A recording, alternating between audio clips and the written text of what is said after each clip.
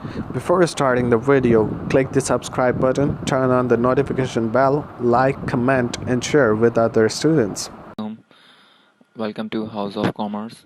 जैसा कि आप लोगों ने लेक्चर्स सुने होंगे, इसमें 2 लेक्चर हैं, part 1 part 2।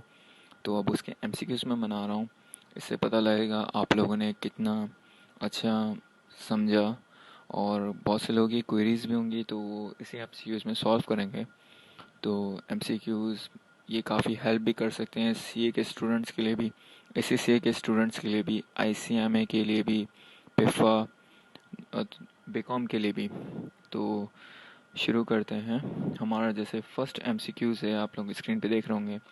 The main purpose of preparing a bank reconciliation statement is. Bank reconciliation statement क्यों बनाई जाती है? तो आप लोग के पास 5 सेकंड है, 5 सेकंड की है, उसके बाद फिर मैं आंसर भी बताऊंगा और बताऊंगा ये क्यों है, बाकी क्यों नहीं है। तो start. The correct answer is D. क्यों?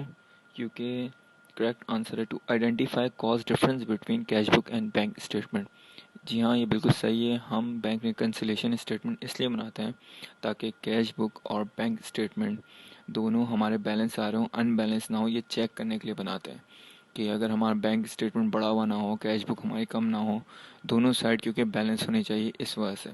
जैसे ऑप्शन ए दिया हुआ है to know the bank balance, नहीं, ये बिल्कुल भी नहीं हो सकता। बैंक बैलेंस तो आपका एक तरह से एटीएम से भी पता लग जाता है, आप पैसे निकालते हैं, रिसिप्ट आती है आपके पास। फिर to bank to know the balance of bank statement आपको बैंक से मिल जाती, ये भी नहीं है।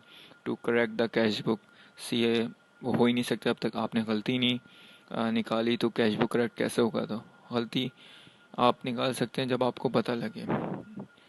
तो हमारे पास दूसरा जो है, bank reconciliation statement is.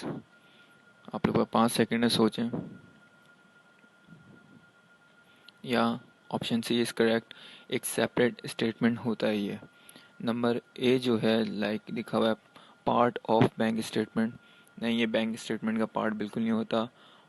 Cash book का भी पार्ट नहीं होता, ये अलग चीज़ होती है, ये अलग स्टेटमेंट होता है, ये अलग बनता है। और हाँ, जो ऑप्शन डी दिया हुआ है अ सब डिवीजन ऑफ जर्नल, इसका मतलब जैसे आप लोग में से बहुत से लोगों को पता नहीं होगा कि सब डिवीजन जर्नल होता क्या है। तो ये लाइक जैसे कोई लार्ज बिजनेस में एंट्रीज रिकॉर्ड होती हैं, तो मोर देन 1 क्लर्क होते हैं, वो एट अ टाइम रिकॉर्ड्स कर रहे होते हैं।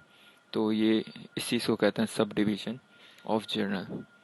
क्वेश्चन नंबर 3 हमारे पास है, uncollected cheque are known as. आप लोग का 5 सेकंड है। या the right answer is D. Number 1 है हमारे पास आउटस्टैंडिंग चेक्स।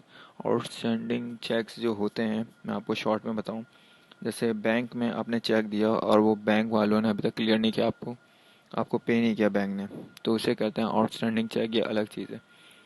और जो अनक्लियर चेक है वो अनकलेक्टेड चेक में आता है। जैसे कंपनी ने डिपॉजिट किया बैंक में और वो क्लियर नहीं हुआ, इसे कहते हैं अनक्लियर चेक। और जो है हमारे पास आउट स्टेशन चेक्स, ये भी बहुत से लोगों को नहीं पता होगा, ये भी अनकलेक्टेड चेक्स में आता है। इसे मैं ऐसे डिफाइन करूँगा, जैसे check issued at one place but cached elsewhere. आपने इशू एक जगह किया, कैश कहीं और से किया, तो उससे कहते हैं आउट स्टेशन चेक्स। ये आता है अनकलेक्टेड चेक में। नंबर 4 बहुत इजी टॉपिक है, favourable balance unfavourable balance bank reconciliation का।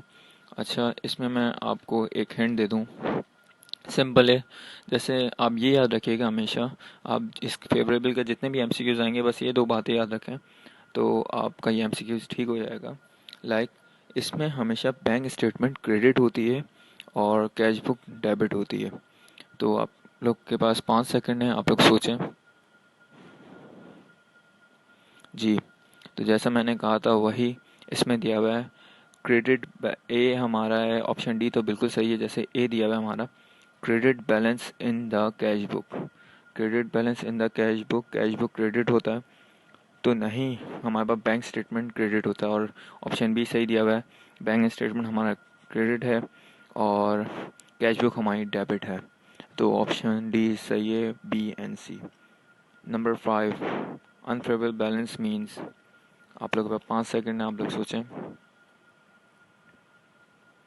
या ऑप्शन 5 बिल्कुल अपोजिट है फेवरेबल का। इसमें बस बैंक स्टेटमेंट डेबिट होती है और कैश बुक क्रेडिट होती है। पहले ही ऑप्शन सही है क्योंकि इसमें है, मैंने आपको जैसे बताया, कैश बुक इसमें क्रेडिट होता है, दिया हुआ है credit balance is the cash book.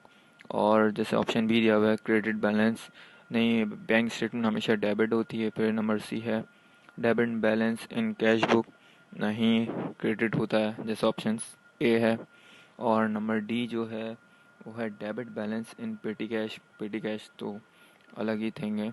अच्छा, एक और चीज़ बताता जाऊँ मैं एमसीक्यूज़ के साथ साथ, कि इसमें यह है कि हमेशा जो 4 ऑप्शन आते हैं ना, एक बिल्कुल आपको पता होता है ये नहीं है।